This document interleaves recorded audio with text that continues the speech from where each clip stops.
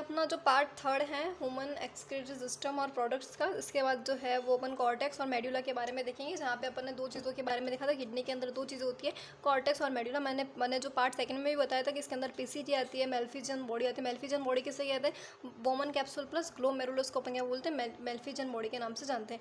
इसके बाद मेडुला के अंदर आएगा हेनली का लूप और कलेक्टिंग डक्ट, इसमें से आएंगे। फिर इसमें से देखो, अगर यहाँ पे क्या होगा, कॉर्टेक्स जो है वो पूरा इतना सारा कवर कर लेता है, जैसे कि बोमन कैप्सूल को, पीसीटी को, हेनली के लूप को, कलेक्टिंग डक्ट को, ये तो उसे अपन क्या बोलते हैं? कॉर्टिकल नेफ्रॉन के नाम से जानते हैं। और यहाँ पे हेनली लूप कैसे होती है? शॉर्ट होती है। लेकिन अपन जब इसमें देखेंगे तो इसमें यहाँ पे क्या होगा, कॉर्टेक्स जो होता है वो इन्हें कि पूरा कवर नहीं करता, तो इसके अंदर क्या होता है? जक्स्टा मेडुलरी नेफ्रॉन होते हैं और इसे हेनली का लूप कैसा होता है? यहाँ पे लॉन्ग होता है। इसके बाद अपन देखते हैं यहाँ पे एफेरेंट आर्ट्रियोल, इफेरेंट आर्ट्रियोल। तो इफेरेंट आर्ट्रियोल जो है यहाँ पे ये जो था उसके एकदम पैरेलल में ये जो चलता है, तो इसे अपन क्या बोलते हैं? वासा रेक्टा के नाम से जानते हैं। ये यू शेप्ड का आर्ट्रियोल होता है जो रन पैरेलल किससे?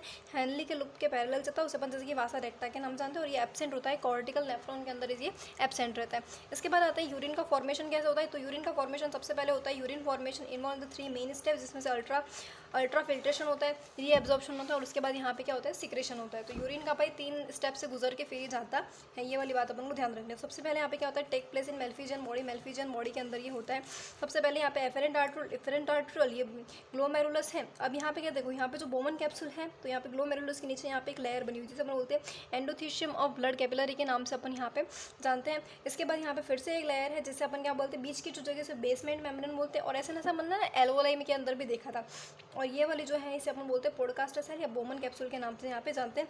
और यहाँ से जो फिल्ट्रेट होकर निकलेगा, यहाँ पे जो पोर्ट्स है उसे अपन स्लेट पोर्ट के नाम जानते हैं। तो एफेरेंट आर्ट्रियोल, इफेरेंट आर्ट्रियोल, यहाँ पे 3 लेयर होंगे। एक तो होगी ये endothelium of blood capillary, basement membrane, और यहाँ पे हो जाएगी podocytes, podocyte cell of Bowman capsule के नाम से जानते हैं। और यहाँ पे जो पोर्स हैं उसे अपन किस पोर के नाम जानते हैं? स्लिट पोर के नाम से जानते हैं। तो take place in malpighian body. First ultra filtration कहाँ पे होगा? मेल्फिजन बॉडी के अंदर होगा। Endothelium of blood capillary, basement membrane, podocyte cell of Bowman capsule, उसे अपन क्या बोलते हैं? Filtration membrane. इन 3 को अपन फिल्ट्रेशन मेम्ब्रेन के नाम से जानते हैं। फिर अपन आते हैं 1100 से लगाकर 1200 ml पर यूनिट जो है वो एक किडनी जो है फिल्ट्रेट करी, यानी कि 125 ml पर मिनट में जो है वो फिल्ट्रेट हो जाता है। किसके अंदर? ग्लोमेरुलस फिल्ट्रेशन रेट है 125 मिलीलीटर पर मिनट। फिल्ट्रेशन रेट कितनी है ग्लोमेरुलस के अंदर? तो ये जी यानी कि ग्लोमेरुलस फिल्ट्रेशन रेट है। The first step of urine formation is the filtration of blood, यानी कि फर्स्ट यूरिन के बनने की फर्स्ट स्टेप कौन कौन से? तो ये वाली फर्स्ट स्टेप ये कि भाई फिल्ट्रेशन होना चाहिए ब्लड का, which is carried by the glomerulus. कहाँ पे होता है? ग्लोमेरुलस के अंदर यहाँ पे होता है। एन एवरेज, यानी कि भाई अगर एवरेज किडनी की अपन बात करें तो 1100 से लगाकर 1200 ml जो ब्लड है वो फिल्ट्रेटेड हो जाता है बाय द किडनी पर मिनट, विच कंसिडर रफली, यानी कि भाई रफली कितना 1/5 पार्ट होता है ब्लड, जो 1/5 पार्ट होता है जो ब्लड पंप आउट करता है वहाँ से वेंट्रिकल से लगाकर 1 मिनट के अंदर। तो the glomerulus capillary blood pressure causes filtration of the blood through the 3 layer, the endothecium of glomerulus of the blood capillary vessel, इसके बाद epithelium of Bowman capsule, basement membrane between the 2 layers, यानी कि तीनों layer के बारे में बता दिया जो यहाँ पे क्या करते हैं? फिल्ट्रेशन करने का काम करते हैं।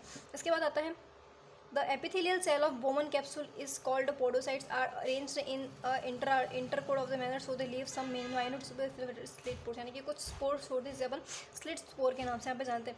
Blood is filtrated so finely through this membrane and is almost all constituent of the plasma except the provided passes, यानी कि ये जो blood जो होता है वो बहुत फाइनली जो है इन मेम्ब्रेन में से क्या होता है कि भाई वो फिल्टर हो जाए, लेकिन जो यहाँ पे ब्लड कैसा होता है? विदाउट प्लाज्मा का यहाँ पे होता है। ये वाली बात अपन को ध्यान रखने वाली है।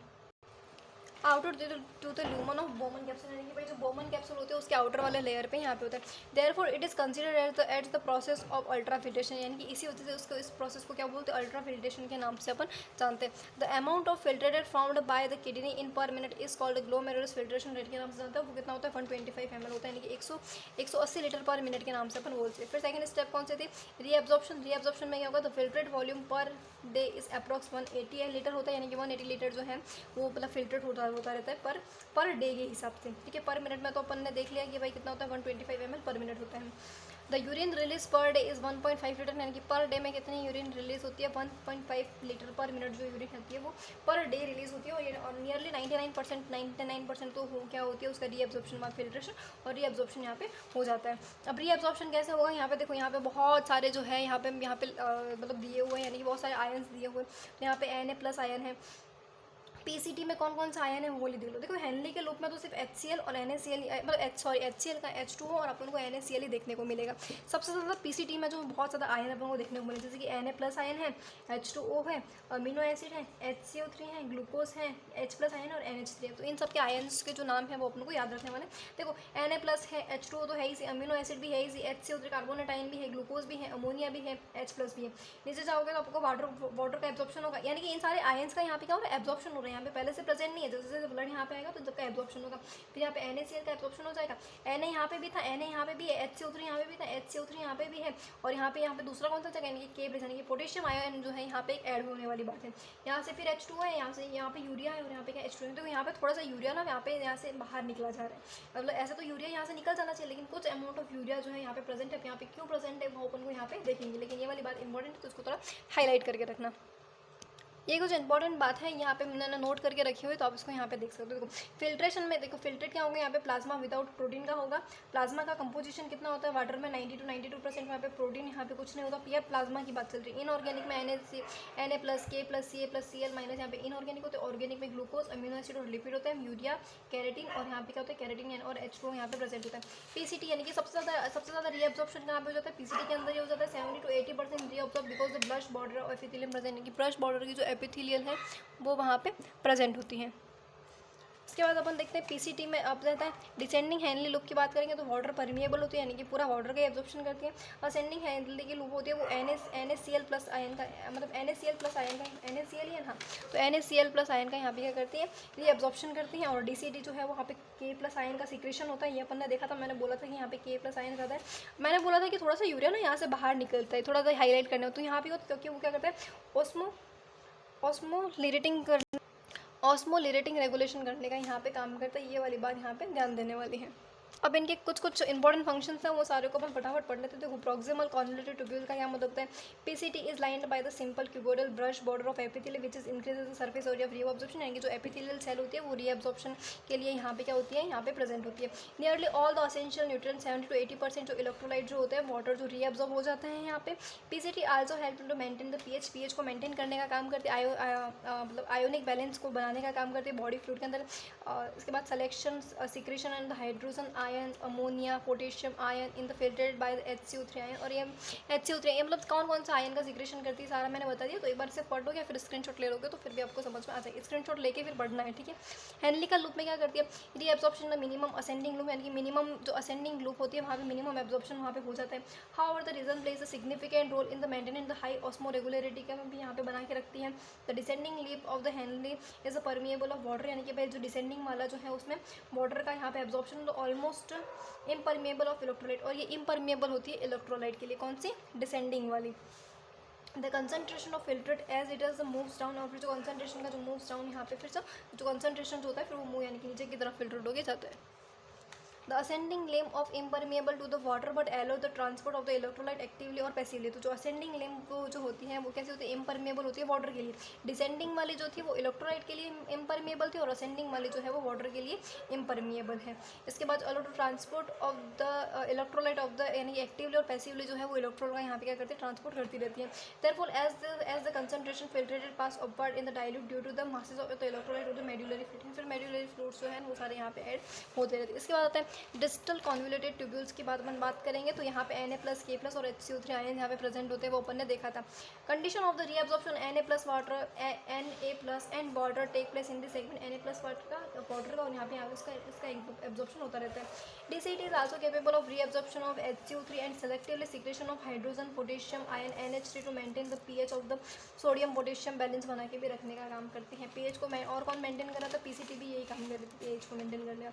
इसके बाद आता है कलेक्टिंग डक्ट। तो कलेक्टिंग डक्ट का क्या काम है, this is the long duct extend from this the cortex of the kidney to the inner part of the medulla. Inner part of the medulla में प्रेजेंट है। Large amount of water could be reabsorbed and this the region to produce a concentration unit. This segment is also possess a small amount of urea to the medullary This segment of aorta passes of the small amount of urea into the medullary interstitium to keep the osmoregulatory regulation maintain करने का भी ये काम करता है। It is also play a role in the maintain of the pH and ionic balance बनाने का काम करता है blood by the selectively secretion of H+ और K+ आयन का यहाँ पे सिक्रेशन भी होता रहता है। इसके बाद अपन आ जाते हैं mechanisms of concentration of the filtration, यानी कि फिल्ट्रेशन का भी जो कंसंट्रेशन है उसको भी अपन को ध्यान में रखने वाली बात है। ये तो अपन ने पूरा भाई अपन को पता चल गया नेफ्रॉन का स्ट्रक्चर है, यहाँ से H2O, यहाँ पे NaCl वाली बात है। इसके बाद अपन ने यहाँ पे Na+ HCO3, यहाँ पे K+ आयन और वाटर का यहाँ पे यूरिया निकलता है। मतलब ये जो सारी चीज़ें अपन ने इलेक्ट्रोलाइट मतलब देखी थी कौन कौन से इलेक्ट्रोलाइट का एब्जॉर्प्शन होता है नहीं होता है उसके बारे में देखें।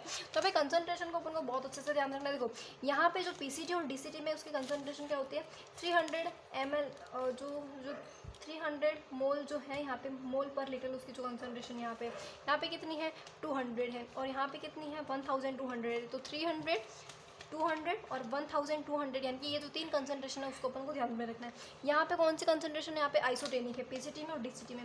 यहाँ पे जो डीसीटी में और फिर जो डीसीटी से जैसे ही यहाँ पे निकलता है यहाँ पे कितना हो जाती है 200 हो जाती है। इसके बाद लास्ट में ये जो हेनली का लूप है यहाँ पे कितनी होती है 1200, और ये कौन सी है हाइपरटोनिक है। तो यहाँ पे आइसोटोनिक है, यहाँ पे हाइपरटोनिक है, यहाँ पे भी हाइपरटोनिक है, और यहाँ पे भी कौन सी यहाँ पे कौन सी हाइपरटेंशन वाली जो है यहाँ पे कंसंट्रेशन है। इसके बाद अपन देखते हैं कि तो यहाँ पे ये जो यूरिया क्यों निकाला जाता है, टू मेंटेन द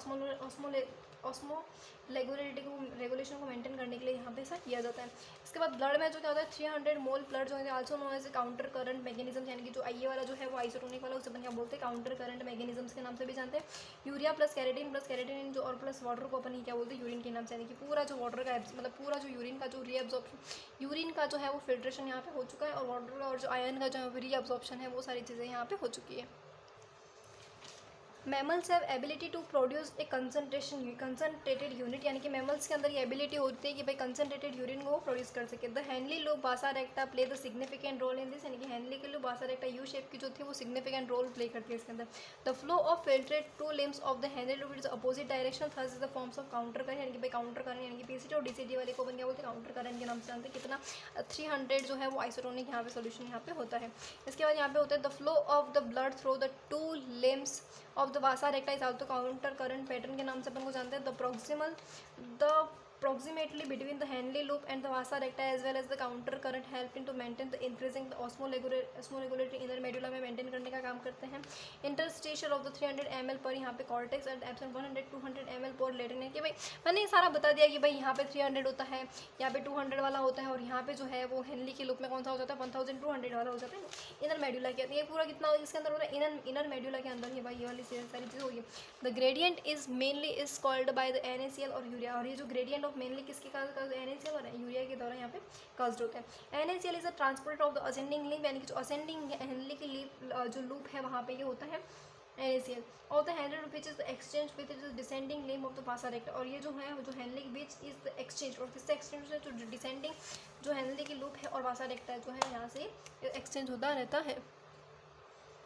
फिर अपन आ जाते हैं NaCl is return to the interstitial by the ascending motion, और फिर जो है वो NaCl जो है वो उसको रिटर्न कर दिया जाता है जो वासा रेक्टा जो है वो असेंडिंग मोशन है उसका वहाँ से।